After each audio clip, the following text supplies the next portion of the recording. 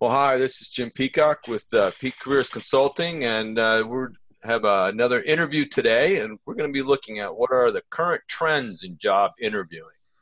My guests today are Brenda Steeves, who's Patient Financial Services Manager at Maine Medical Center's Consolidated Billing Office, and Joe Smith, a Senior Recruiter at a large global software company.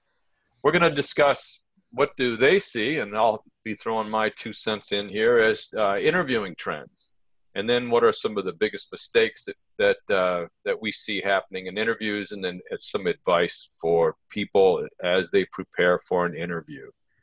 So that's what we're going to talk about today, and let me do a little bit more of an intro. So Brenda, again, works as a Patient Financial Services Manager at Maine Medical Centers, where she's really actively hiring all the associates while managing 2 teams. So she's got a pretty strong background in interviewing, and we actually had a little email communication. So that I was pretty impressed with some of the stuff that they're doing there, what Brenda's doing. Joe is a senior recruiter at a large global software company, but what's interesting about Joe is he also was employed at Northeastern University in the career services, and also at Salve Regina for a while. And he took the Facilitating Career Development course that I offer, and was a great addition to the class. He was one of these people that can see both sides of the world that a lot of my audience lives in, and that is as career counselors, and the fact that we have to deal with recruiters. So it's always been a pleasure to work with Joe in that case. So today, what we're going to do is we're going to start off, and what we're going to do is we want to talk about what do you see as the interviewing trends, and we'll start with Brenda. Thank you. Jim, thank you so much. I checked your website, and I'm a firm believer in what you do and applaud you for continuing your purpose. I love that. Some of the trends that I see in interviewing that I'm experiencing through my decades of interviewing, leaning more toward behavior-based interviewing. I also do a lot of group interviewing with my subject matter experts. I look more at hiring for emotional skills versus intellect. And then I also I focus on purpose, which a lot of people are calling your cultural fit. So those are the 4 things that I'm seeing as I look at myself and how I've trended throughout history in the interviewing process. But yeah, so behavior-based interviewing, group interviewing, that cultural fit, and finding your purpose. So you talked about emotional skill. So yes. The emotional skill over the yes. actual skills for the job. Correct. Yeah. So emotional skill, and that's what you were talking about for the company fit as well. Yes. So I'm in a very fabulous position that I'm also the manager for the training team. And so the training team will now be an extension of my voice. So now I can hire and then train. So I know what the trainers are training, and I know that we can train the skill set, that we can train the actual skills, the skills to do the job. But I'm looking for what mom and dad should have taught you when you were 4. I want to see what you can bring to my team. And so, yeah, and we're probably going to talk more about that in a minute, but I also wanted you to clarify the 4th one, the purpose. What do you mean by that?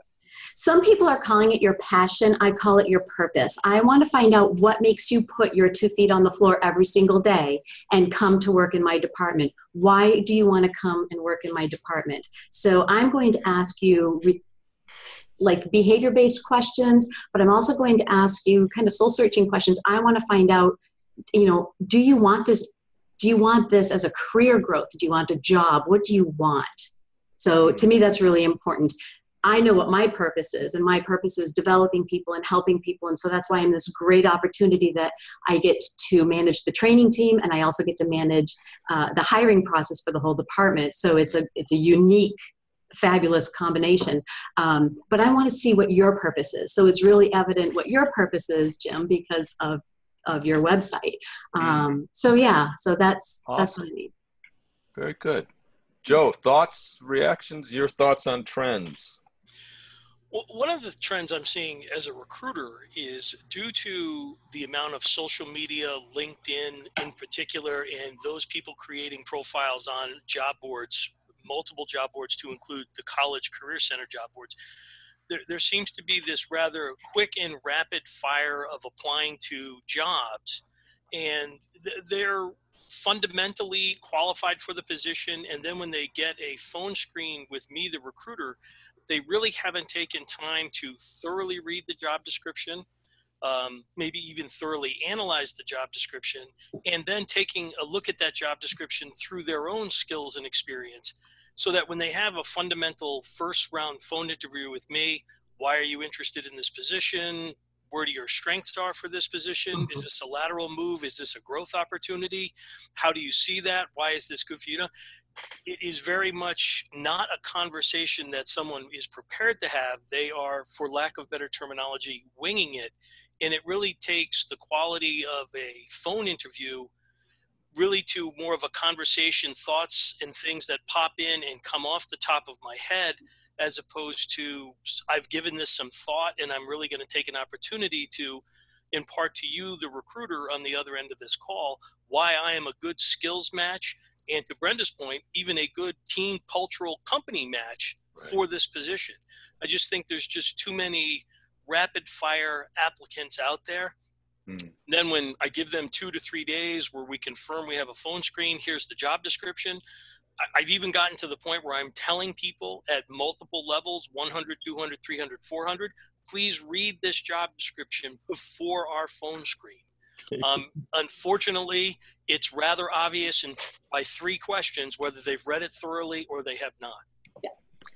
Well, it's interesting. I'm working on a blog today, and that was also looking at some of the more common mistakes that are made, and we're going to get to that. But it's related to this, and the fact that people are not reflecting on this. I mean, you really you're applying for a job. Mm-hmm. It's not a clerk job at 7-Eleven. Okay, this is a job that has a list of skills and expectations, and for most of the people we're dealing with, it's they're a little more complicated. Companies are trying to hire someone to help them add value to the company. Correct. But without that reflection to kind of go, all right, this is the job, this is who I am. What is it that I offer, and what problems do I solve? Without that, you kind of it's just I'll just tweet out the answer, Right. Yes, and that's, believe it or not, Jim, that's a great analogy. A phone screen becomes almost a tweeting experience when you're not prepared to have a quality phone screen with a recruiter or hiring manager or team member. That's a great analogy. It becomes a tweeting experience versus an interview conversation, to a certain degree, sales marketing conversation. Mm-hmm. Other trends that you wanted to throw in there, Joe? Those a couple of great ones. Along the same lines of preparedness, I'm amazed at senior level people, 10, 15, 20 years with management, without management, that whether it be in an interview face-to-face or on the phone, and we afford you the time to ask questions. I tell you in the first phone screen, anything you want to know about the culture, the position, ask away. It's all on the table. We want you to be fully informed throughout this process. And again, it gets back into, why do you like working there? What challenges, when somebody asked me recently, what challenges are the department facing? I have no idea. They're in California. I'm in Waltham. So again, it gets back into your analogy. There was no prepared questions to push me as to what the skill set, explain the culture of the team, or definitely, again, it was just, it's my turn to ask questions. Let me tweet this question off the top of my head. So it does not add value to the interviewing process or legitimacy and validity to the candidate with this types of questions you are asking, in particular for a senior level position. Yeah. Correct. So as we look at trends, I mean, there's obviously, and this is it coming out in the blog too, is the behavioral questions, But this whole piece about cultural fit, that was another big piece of what I saw when I did the survey out to people. And both of you ended up talking a little bit about that. Are there other trends that you guys are seeing in the world of interviewing? I mean, are we going more through recruiters than we ever did before, or I don't know. What do you mean going through recruiters? Well, I mean, or a lot of times you apply. If I apply to a college, I'm not going through a recruiter. But are more jobs being pushed through recruiters, either in-house computers or outside? I think. Only speaking for myself in the effort that I do, I'm pushing every avenue I can, from social media to job boards to LinkedIn, to get the FaceTime or to try to connect to the population. I push my hiring managers and my team. Look, I'm one person, together we're 30. I make it easy. Here's cut and paste. Put this into your LinkedIn profile. Put this on your Twitter account. Put this on your Instagram account if you play that way. Yeah.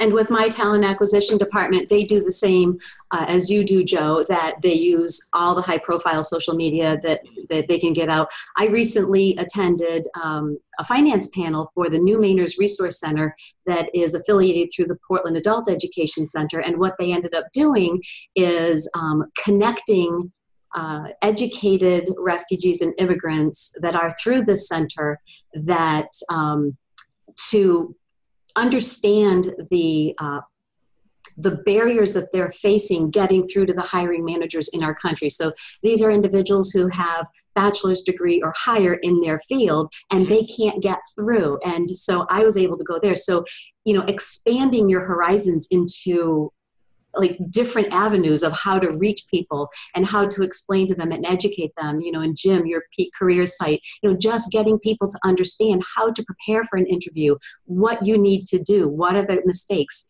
and things like that. I think that education is so important to get people to understand what you need to do and what you're doing wrong.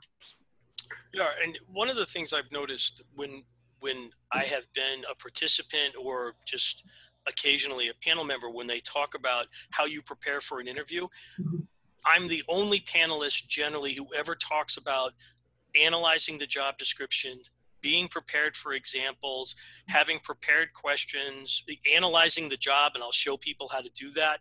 I mean, it's not hard. It's noun, verbs, and adjectives, knowledge-based, transferable, adaptive self-management skills, and having examples of each one of those. There seems to be this constant catapult. All right, you applied for a job, you have a phone interview. Now let's talk about the company. In a phone interview, I don't ever talk about my company. I want to talk about you. This is your phone screen. This is your first step. Sure. So it can get a little bit, I think that in particular to Jim's point, how difficult it is to get to the hiring manager. If you know what you're looking for and your skill sets are, and you can impart that to the recruiter, you're 61% there already. Correct. Yep. So one of the trends that came out in the survey too was there's more multiple steps that are the interviews. There tends to be like a phone interview, and then maybe a Zoom or a Skype interview, and then it takes longer to get there. And my son actually went I think he had 5 or 6 interviews before he actually got hired by his company. Are you guys seeing more multiple interviews or? I am not. I started that trend probably maybe about 5 years ago or so. It didn't work out for my department. So what I've opted to do instead is elongate the duration of our interviews. So I start out with having 2 of my technical trainers come in at the onset of the interview. They have a standardized set of form of questions. They ask technical related questions about the actual job. So, they find out what that candidate can bring to the table, technically speaking. I excuse the trainers, and then the candidate and I then do our behavior-based interviewing questions. Then if the candidate is viable and I can see this person potentially going on in the process, then I reach out to the rest of the managers in my group and I ask them to come in, and then they get to meet the person as well. So I kind of take all 3 areas and combine them together in one fell swoop. In a live interview right on site? Yes. I've only done one Skype interview, and this was a candidate in Florida, and she was moving up here. And so, but yeah, everything is always on site here. They get to see the open office environment. They get to get a feel for the culture already. So I like the experience of having them feel and touch and tangible. Yeah. Yeah. Joe, and what's your standard operating procedure for numbers of interviews? Generally, it's a phone screen with me, phone screen with the hiring manager and or technical assigned team member, and then it's a 4 to 6 hour on-site interview, decision that same day, and notify the candidate. Interesting. Everywhere I've worked, based upon my training that I got when I rolled out of career services into recruiting, the people that trained me, to include my bosses, to include people who put me under their wing, they very much made it clear that as a recruiter, if you want to be a senior recruiter, a principal recruiter, somebody who is an internally relied upon business partner, you drive the process. Don't let them well, we have to talk to somebody else. No, they don't. They should have been here the first day.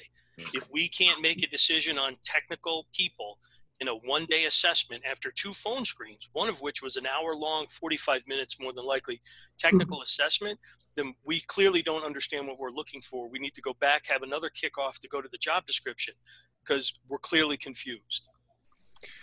All right, great thoughts. I'm going to switch gears here a little bit. What are you seeing for the biggest mistakes that people are bringing to interview? And I think we've kind of stumbled on a couple of them, but what are your Joe? What are you seeing as the biggest mistakes? I think in the technical field of engineering, I think people are a little bit.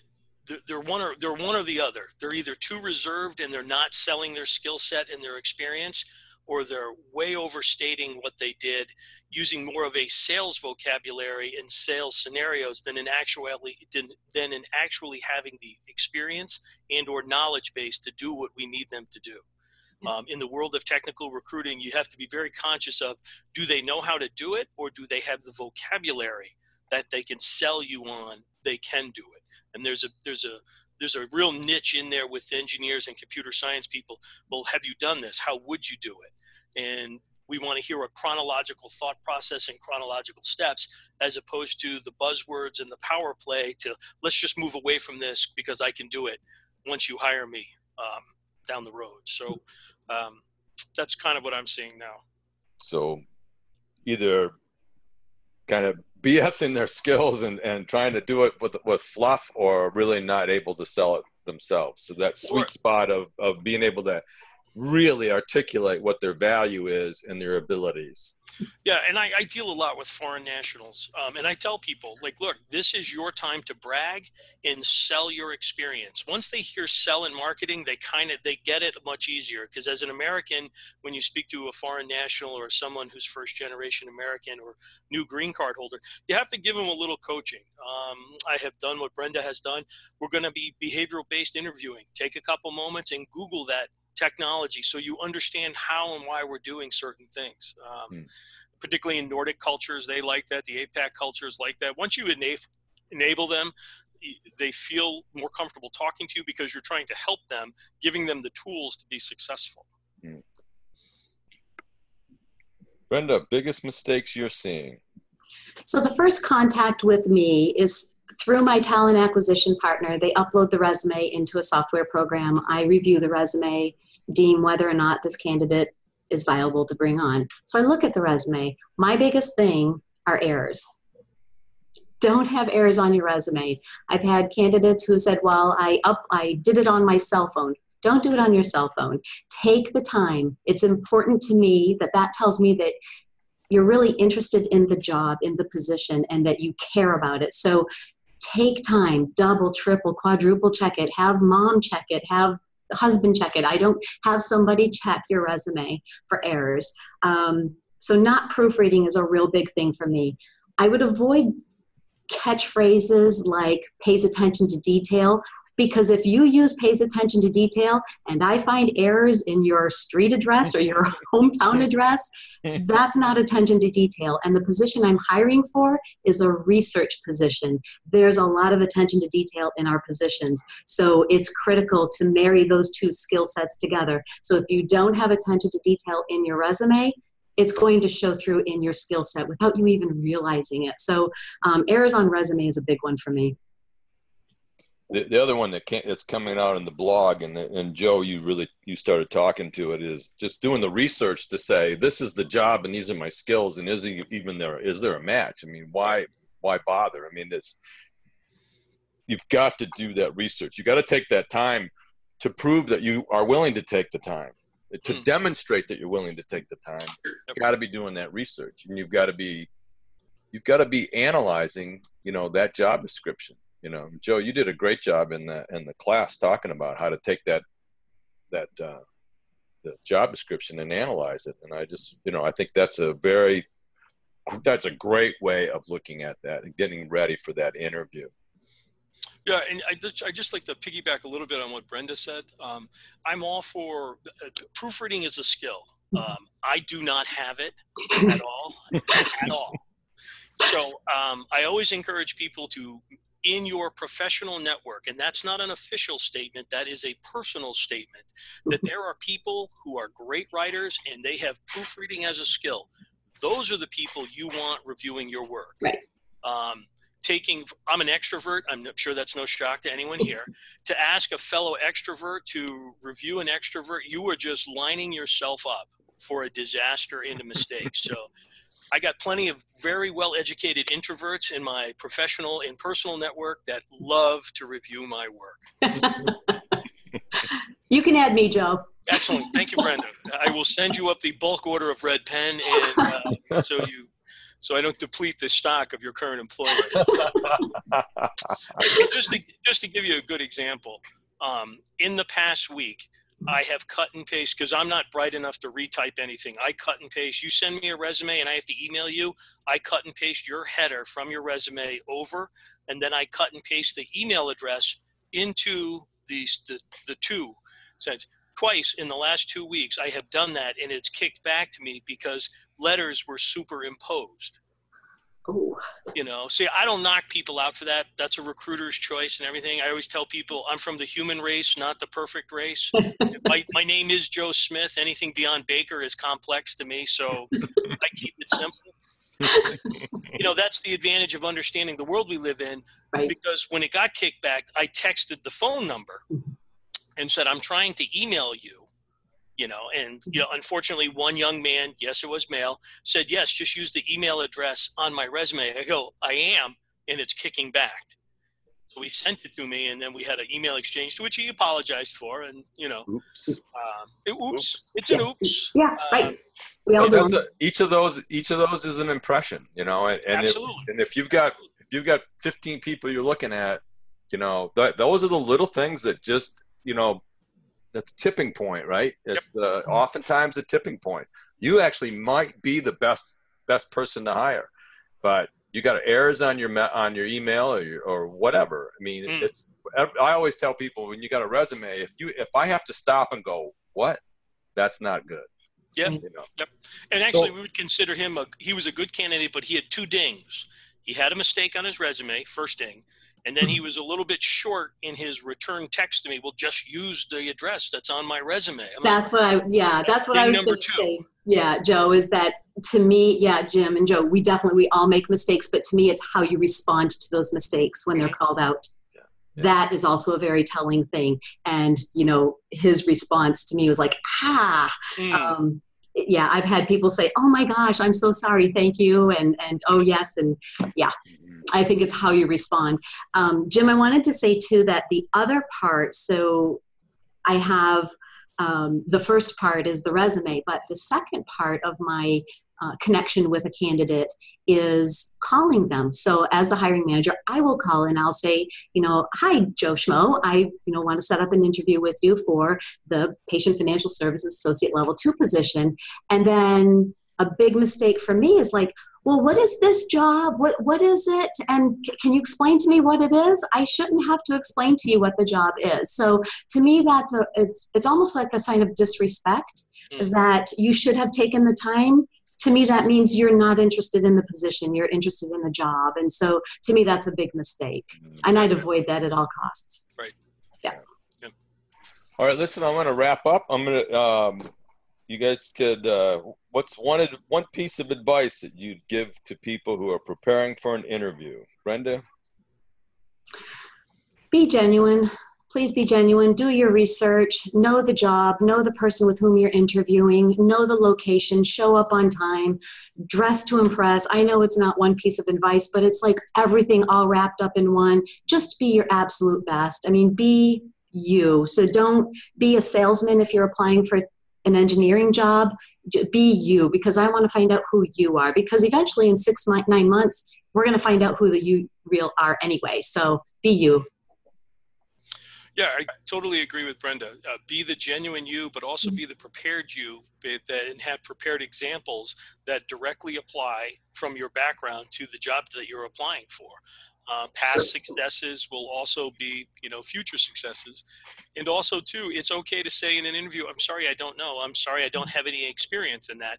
But if looking at it, I would probably approach it this way, and this is why I would approach it this way. In particular, young professionals are just too quick to say, I'm sorry, I don't know. Well, in your development classes, when you didn't know something, what did you do? Well, I'd Google it, or I'd go to YouTube and watch videos. There's your answer. We're looking somebody to take initiative and go after knowledge. I always say you've got to have at least 5 or 6 great stories that highlight accomplishments that talk about the essential skills that you bring to the company. Yep. and know that the job description is here, and whatever your story is, it needs to point to one of those things in that job description. Otherwise it's just wasted airtime, right? It's wasted time for everybody. So well, listen, this was wonderful.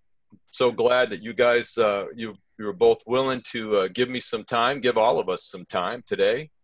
And I'd like to wrap this up. So I'm Jim Peacock with Peak Careers, and I started my business by teaching the Facilitating Career Development class, which is for people who are in the career field and would like to get a national career certification. And then I developed online discussion-based seminars. So these are also different in that they're not independent studies. These are online seminars. I don't run them unless I have 5 people. There's discussions. We dive into a topic for 5 weeks and then really kind of flush it out. And in that discussion is where a lot of that real learning happens on these variety of career topics. I love doing workshops, face-to-face workshops, and I have a small number of individual career coaching clients that I keep. And so if you're interested in that, you can check that out. But if you are a career practitioner, a career counselor, person who works and provides any career services, feel free to sign up for my top 10 tips working with an undecided person at my website. Would also love to connect with people in the field and outside. I'm on a variety of different places of social media. They're probably not all listed, but those are my big ones. So thank you all very much. And thank you, Brenda and Joe. I really appreciate Thank your time you. today.